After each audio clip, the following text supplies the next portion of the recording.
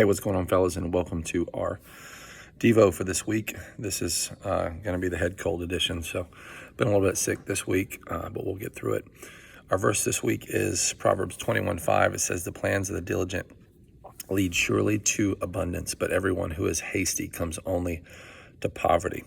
I love the text, and here's the reason why. Because naturally speaking, I'm not a planner. I'm not an organizer. I'm not a disciplined person by nature. I'm more of a fly by the seat of my pants, very spontaneous, go with however I feel. Who's got the best idea? Let's do that if it sounds fun kind of person. And our text this week challenges me as well as exhorts me to live a better way. It's really simple. There's a contrast in the verse. It's a contrast between the diligent versus the lazy, or at best, the unprepared. Some of us don't want to consider ourselves lazy. It's a little bit easier blow on the ego if we just say that we're unprepared.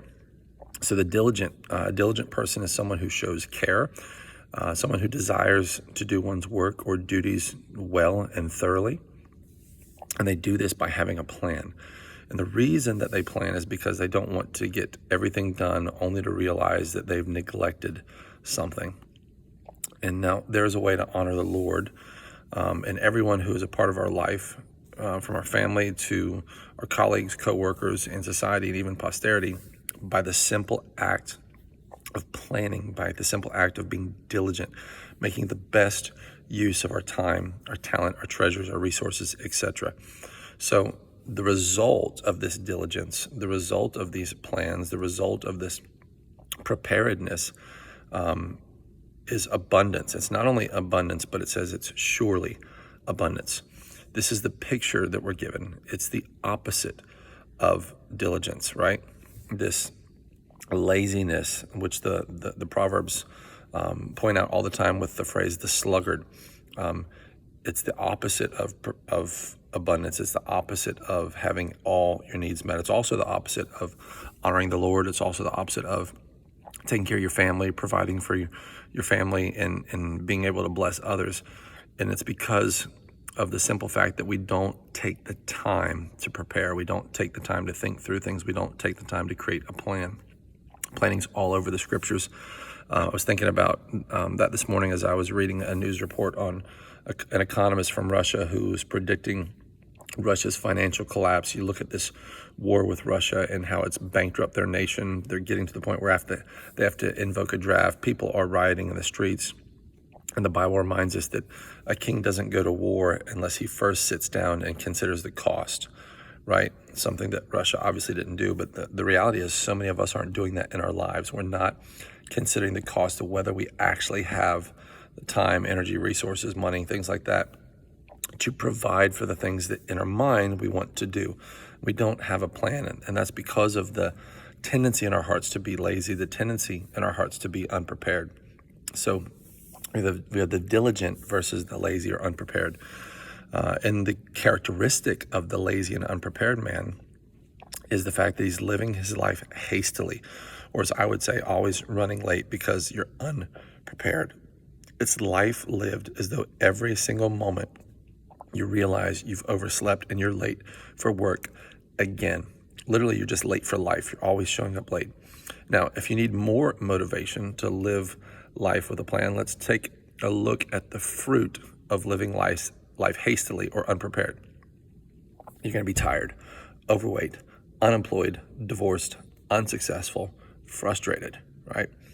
That's the result of long-term unpreparedness. That's the result of long-term showing up late to everything, appointments, relationships, etc., etc.